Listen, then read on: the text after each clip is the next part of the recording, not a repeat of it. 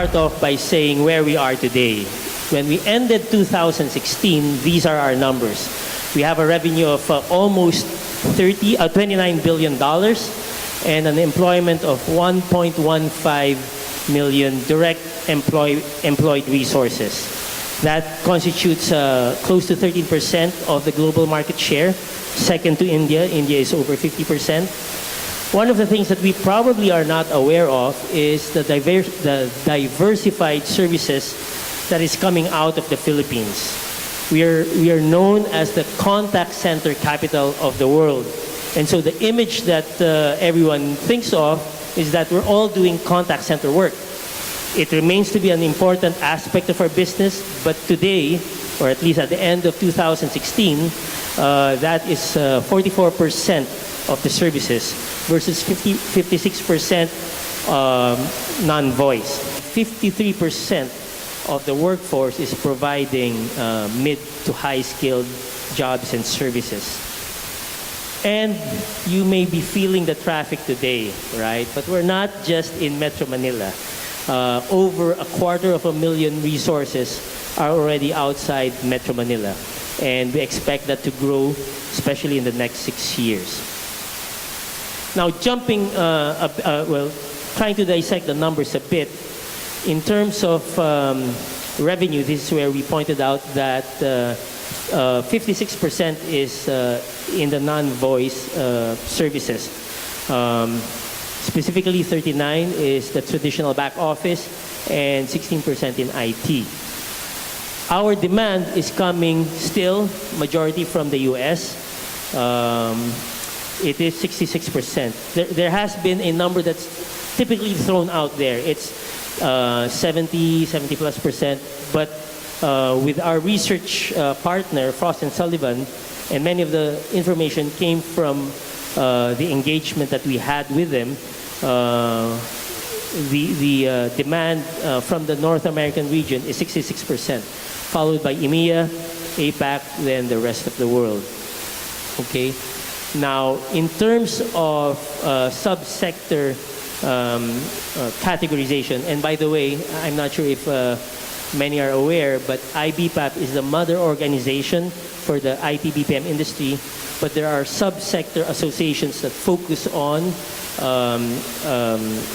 BPO, global in-house centers, software, that's PSIA, CCAP handles the BPO, GICC is the subsector association that focuses on in-house services, HEMAP focuses on health information management, and you have also animation and game development. So clearly, third-party BPO services is still the dominant service coming out of the Philippines in terms of FTE and revenue. So with that as the current landscape of our industry, where are we headed? And so I'd like to start off by saying the demand continues to thrive. Today, the global market is estimated at $166 billion, growing to an estimated $250 billion in the next 6 years. And we have almost the same CAGR for IT and BPM growth. IT being slightly under 6%, while BPO is slightly above 6%. So there is a healthy growth that we can expect in the next 6 years as demand continues to be out there for IT and BPM services. In terms of demand by vertical, we see that IT is across the board, very strong, very high demand, followed by F&A, HR, and KPO. So it's really across all these verticals. And so this is truly a good picture of the industry and where we can truly take advantage of as we strive to grow the IT-BPM in the Philippines. Now, while there is growth, there are also headwinds, right? We don't expect it to be smooth sailing. And there are two major headwinds that we as a country need to be aware of. Number one is the increasing competition. India has always been there. The Philippines has always been there. But for the past few years, there have really been a strong push in growing the services in the countries that we're showing. So, example, China and Mexico, as well as Chile, Brazil, and Poland, which are near-shore locations, and Thailand, Malaysia, and even Vietnam, right? Vietnam is really growing strong in this area as well. So there's that headwind. The other headwind that is here, has been here, but it's taking, of course, a different shape and very aggressively growing, are impact of technology in these three major trends. The digital transformation, the growth of data, the growth of not only the mobile devices where data is prevalent, but even Internet of Things, really mean that there's a need to harness and leverage this data, process this data, create insights so that we can provide better advice and trends for our customers. So data is all around us. They say that data is the new oil. Data is the new natural resource, and that is something that we should not ignore. And that's one major technology trend that is truly here and will continue to be here.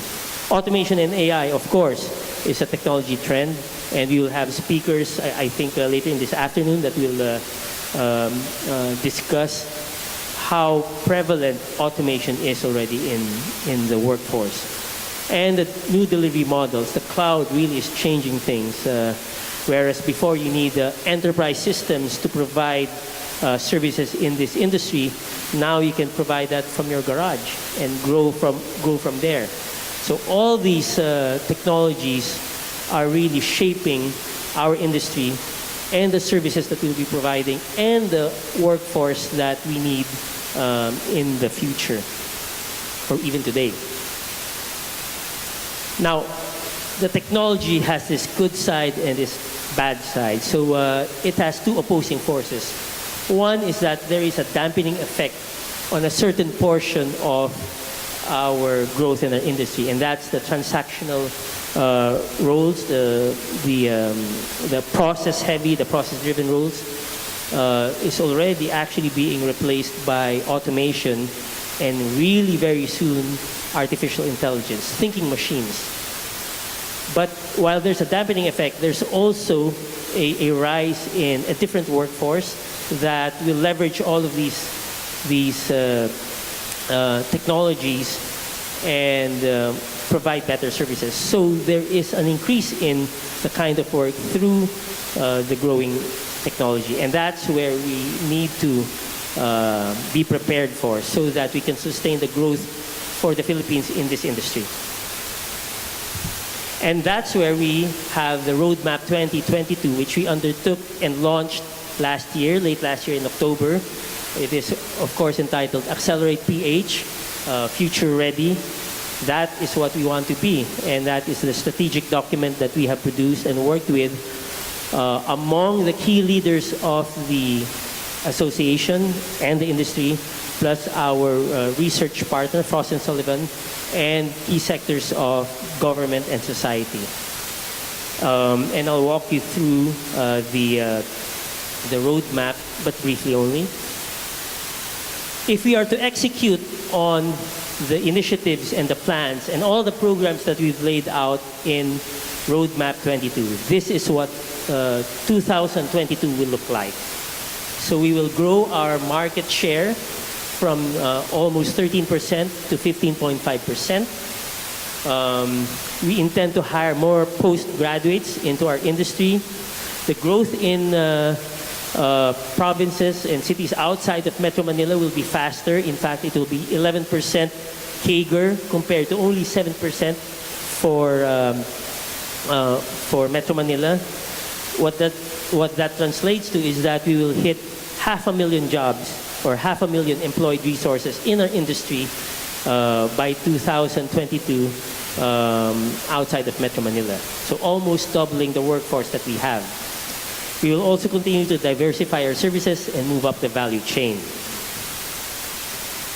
In terms of revenue and headcount, it means having a revenue of $39 billion from a $22.9 billion of today, and a headcount of 1.8 million resources from the current number of 1.15 FTEs today. For this to happen, we have to have these enabling conditions, one of which is to upgrade the talent ecosystem and also pivot to higher services. We need to continue to work with the government for continued incentives so that we can remain cost competitive and maintain high business confidence. Of course, focusing our growth on the next wave cities as well, and the continued partnership of the associations, the members, and the various sectors to ensure that we sustain this growth. Now, if you'll notice, the CAGR for the past 6 years is higher than the CAGR for the next 6 years, and that's obvious because of the headwinds that we're talking about. So it is a realistic perspective of where we're going. We did not create a plan that just says we grew by double digits for the past 6 years, we'll grow by double digits again. So it is a tempered growth, but still a healthy and good growth for our industry. Why is it tempered? We've been talking about the impact of technology, and these are just the rough numbers that we've come up with, really hitting the low-skilled tasks, but also partly the mid and the high-skilled. So the dampening effect of the technology will impact all the levels of workforces, impacting heavily the low-skilled talent, resulting in actually a negative growth for the next 6 years. But due to the increase in the demand for the mid to high skills, we will still have an overall growth of 650,000 or almost, or a little over 100,000 employment added year on year. And so it is truly critical that we execute on our initiatives so that we achieve this growth in these three levels of, or three classifications of workforces. Another thing that I'd like to point out is the contribution of the industry to the workforce. We all know that we have a direct employment of 1.15 million resources today, growing to 1.8 million resources in the next 6 years. We've always understood that there was a ripple effect to our industry, right? That for every job that we create, there is an additional job, there's an additional X jobs created because of the ecosystem that we need. Prior to our research, it has always been an approximate of something between 2 jobs to 4 jobs. Well, it was close, right? If you average it, our study came out to be 3.2 jobs, indirect and induced, are created for every one direct employment from the IT-BPM industry. Why? Because of the construction of the buildings and eventually the maintenance, the security, the transportation system, the hotels, the mini stops, and the 7-Elevens that are growing all over, and all the ecosystem that is needed to support the industry. So that is what the 3.2 jobs amount to.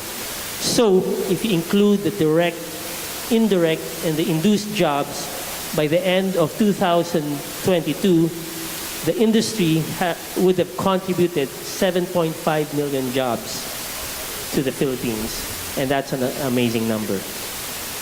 And so we ask you to truly take part in this trajectory. It is not IBPAP's role. IBPAP is here to rally the industry towards this goal. But we need everyone to take part. We are only as good and strong as the members and the players from the industry contributing to the targets and the initiatives and the growth that we aspire for. So these are the high impact programs that we have defined in the Accelerate PH Roadmap 2022 blueprint. So we have, as of today, 21 high-impact programs, but just recently, during the board meeting yesterday, we were adding 2 already. So it's a growing list, but they're categorized in the areas such as addressing impact of technology, human capital, inclusive growth, the role of government, making sure that our country remains competitive, and a focus on SMEs and startups. So I will not drill down on all of these, but I just would like to show a sample. Talent development is key, and so we have, as one of the initiatives or the programs, the upskilling and reskilling of existing workforces by establishing industry-defined trainings. And this will be done in partnership with technology schools and technology establishments here and abroad, so that we can provide that upskilling and reskilling avenue for our workforce. The big players do that themselves. What we want to do is to develop that reskilling program where everyone can tap into, so that not every company needs to focus as much in terms of their manpower reskilling and upskilling. We also have what we call the Smp Program, which is the program that's focused on the colleges. We actually have been working with CHED and have this MOU to provide SMP, or Service Management Program, where we take the 15 units of elective and put it as one course called SMP. That's been going on for the past 3 or 4 years, and we just want to enhance that by calling it SMP Plus, so that the technology component of the workforce training that we need will be injected even at the collegiate level. And finally, we of course have a focus on the K-12 by ensuring that the STEM is strengthened, and that we promote to the kids and their parents the importance of STEM and the future jobs that await them as they go through STEM. There are other initiatives. I won't drill through them anymore, but one of them is, of course, ensuring that we have a country brand that reflects the IT-BPM industry. So what we're known for, which is being the contact center capital of the world, we will be putting in a campaign strategy to reflect the true diversified, high-skilled services coming out of the Philippines. And lastly, I just want to talk of one of the initiatives, which is to encourage and incentivize the growth and success of SMEs and startups. There have been a number of startups that have been successful, but primarily they've done that on their own. We'd like to change that by putting in programs that focuses on ensuring greater success for startups to become SMEs, and SMEs to become global players. And it is through these programs that we hope to achieve that. Not just providing incubation centers, but even providing mentorship. Many of our young kids have great ideas, but they need to be molded and packaged in a way that will resonate to the potential buyers. And so the mentorship is really key to allowing our startups and SMEs to grow. That is where we are and where we're headed. And I'd like to again reiterate that we're only as good as all of us contributing to the growth and the initiatives. And for the past decade or 2 decades, we've really been having that great partnership. And so we expect a bright future, because while we do have headwinds, the strength of our talent, the strength of our collaboration has been there and will continue to be there. And so we should remain optimistic that the Philippines will continue to be a major player in the IT-BPM industry. Thank you.